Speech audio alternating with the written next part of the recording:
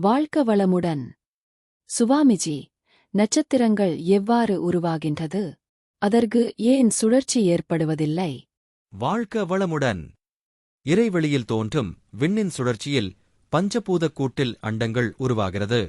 மேலும் காலம் செல்லச் செல்ல தற்சுழற்சியால் அண்டத்தின் மையப் பகுதியில் திணிவு அதிகமாகி அணுச்சிதைவு ஏற்பட்டு வெப்பக்குழம்பாகி நீர் சுண்டி பல கோடி ஆண்டுகளுக்குப் பின் நெருப்புக் கோளமாகிவிடும்.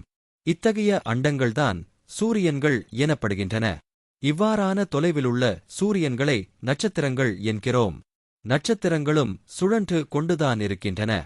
வெகு தொலைவுக்கப்பால் இருப்பதால் நமக்கு சுழற்சி தெரிவதில்லை. பிரபஞ்சத்தில் எந்த பொருளாக இருந்தாலும் அது அணுக்களின் கூட்டுத்தான். ஒவ்வொரு அணுவும் தன்னைத்தானே சுற்றிக் கொண்டிருப்பதால் அதனால் ஆன ஒட்டு மொத்தத்திலும் அந்த சுழற்சி இருக்கும். நாமும் பூமியோடு சேர்ந்து சுழன்று கொண்டுதான் இருக்கிறோம்.